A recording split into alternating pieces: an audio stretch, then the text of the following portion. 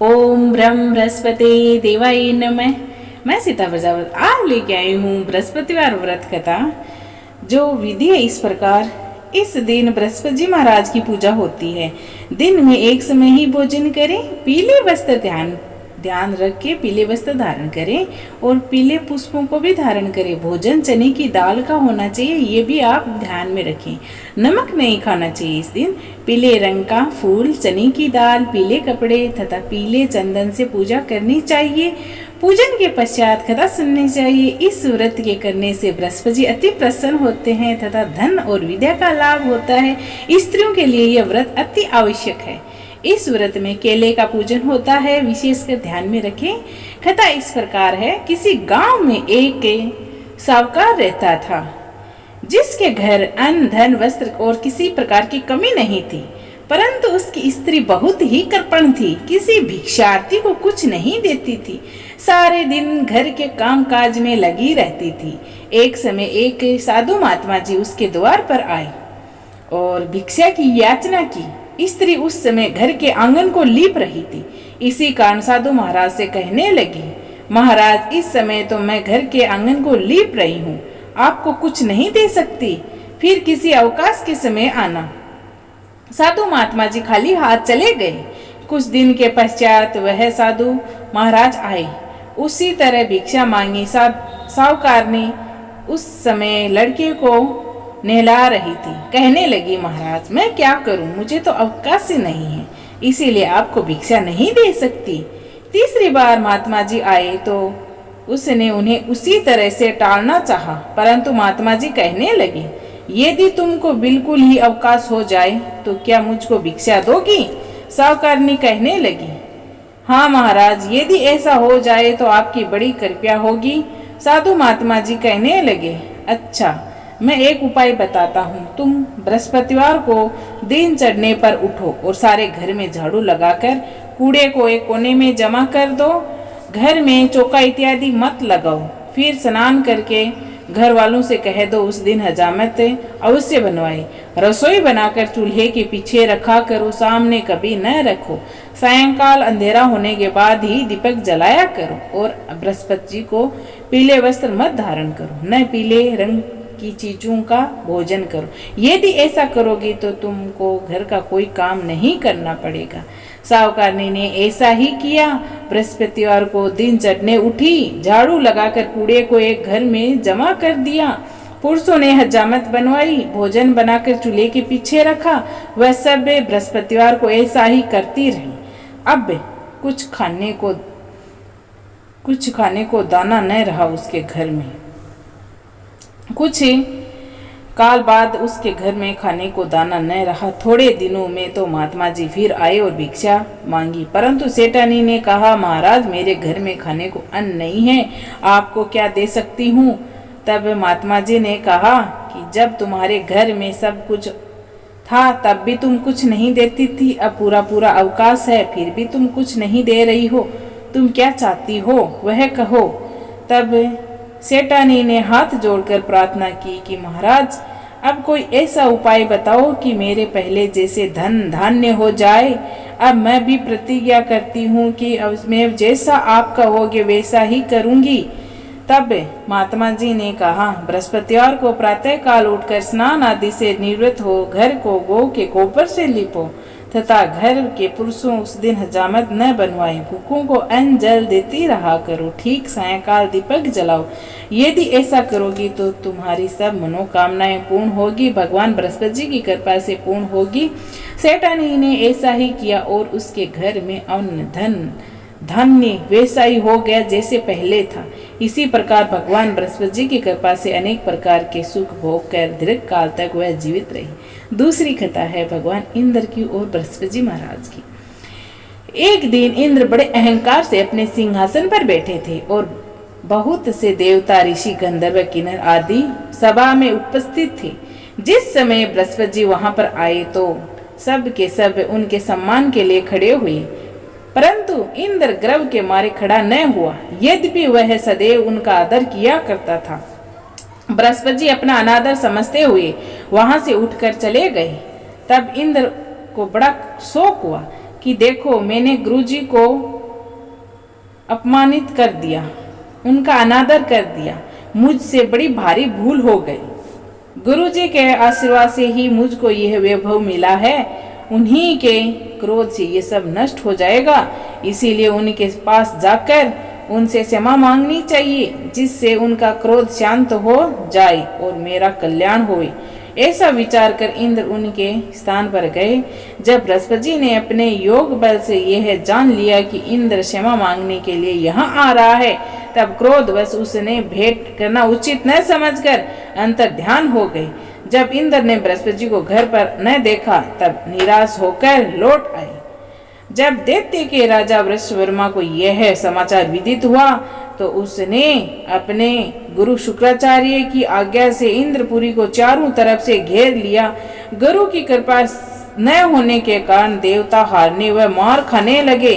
तभी उन्होंने बृहस्पति जी को विनय पूर्वक सब वृतांत सुनाया और कहा कि महाराज दैत्यों से किसी प्रकार बचाइए। तब ब्रह्मा जी कहने लगे कि तुमने बड़ा अपराध किया है, जो गुरु को क्रोधित कर दिया। अब तुम्हारा कल्याण इसी में हो सकता है कि त्वष्टा ब्राह्मण का पुत्र विश्वरूपा बड़ा तपस्वी और ज्ञानी है, उसे अपना पुरोहित बनाओ तो तुम्हारा कल्याण हो सकता है। यह वचन सुनते ही इंद्र त्वष्टा के पास गया और बड़े विनती भाव से त्वष्टा से कहने लगे कि आप हमारे पुरोहित बनने की कृपा करें, जिससे हमारा कल्याण हो। तब त्वष्टा ने उत्तर दिया कि पुरोहित बनने से तपोबल घट जाता है, परंतु तुम बहुत विनती करते हो, तो इसीलिए मेरा पुत्र विश्वरूपा पुरोहित बनकर तुम्हारी रक्षा करेगा। विश्वरूपा ने पिता की आज्ञा से पुरोहित बनकर ऐसा यत्न किया कि हरि इच्छा से इंद्र वृषवर्मा को युद्ध में जीतकर अपने इंद्रासन पर स्थित हुआ। विश्वरूपा के 3 मुख थे। एक मुख से तो वह सोमफली लता का रस निकाल कर पीते थे, दूसरे मुख से वह मदिरा पीते और तीसरे मुख से अनादि भोजन करते। इंद्र ने कुछ दिनों उपरांत कहा कि मैं आपकी कृपा से यज्ञ करना चाहता हूँ। जब विश्वरूपा ने आज्ञा अनुसार यज्ञ आरंभ हो गया, तब एक दैत्य ने विश्वरूपा से कहा कि तुम्हारी माता दैत्य की कन्या है, इसी कारण हमारे कल्याण के निमित्त एक आहुति दैत्यों के नाम पर ही दे दिया करो तो अति उत्तम बात है। विश्वरूपा उस दैत्य का कहा मानकर आहुति देते समय दैत्य नाम भी धीरे से लेने लगा। इसी कारण यज्ञ करने से देवताओं का तेज नहीं बढ़ा। इंद्र ने यह वरदान जानते ही क्रोधित होकर विश्वरूपा के 3 सर काट डाले। मदपान करने से भंवरा, सोमफली पीने से कबूतर और अन्न खाने से मुख से तितर बन गया। विश्वरूपा के मरते ही इंद्र को स्वरूप ब्रह्म हत्या के प्रभाव से बदल गया। देवताओं के 1 वर्ष तक पश्चाताप करने पर भी ब्रह्म हत्या का वह पाप न छूटा, तो सब देवताओं के प्रार्थना करने पर ब्रह्मा जी बृहस्पति जी के सहित वहां आए। उससे ब्रह्म हत्या के 4 भाग किए, उसमें से 1 भाग पृथ्वी को दिया। इसी कारण पृथ्वी कहीं कहीं ऊंची और नीची और बीज बोने लायक भी नहीं रहती है। साथ ही ब्रह्मा जी ने यह वरदान दिया, जहां पृथ्वी में गड्ढा होगा वह खुद स्वयं भर जाएगा। दूसरा वृक्षों को दिया, जिससे उनमें से गोंद बनकर बहता है। इसी कारण गूगल के अतिरिक्त सब गोंद अशुद्ध समझे जाते हैं। वृक्षों को यह वरदान दिया कि ऊपर से सूख कर जाने पर जड़ फिर फूट जाती है। तीसरा भाग स्त्रियों को दिया। इसी कारण स्त्रियां हर महीने रजस्वला होकर पहले दिन चांडालनी, दूसरे दिन ब्रह्मघातनी, तीसरे दिन दोबनी के समान रहकर चौथे दिन शुद्ध होती है। और संतान प्राप्ति का उनको वरदान दिया। चौथे भाग जल को दिया, जिसके कारण फेन और शिवाल आदि जल के ऊपर आ जाते हैं। जल को यह वरदान मिला कि जिस चीज में डाला जाएगा वह बोझ के रूप में बढ़ जाएगी। इसी कारण और इंद्र को ब्रह्म हत्या के पाप से मुक्त किया। जो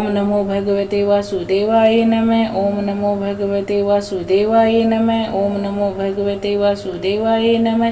ओम नमो भगवते वासुदेवाय नमः। ओम नमो भगवते वासुदेवाय नमः। ओम नमो भगवते वासुदेवाय नमः। ओम नमो भगवते वासुदेवाय नमः।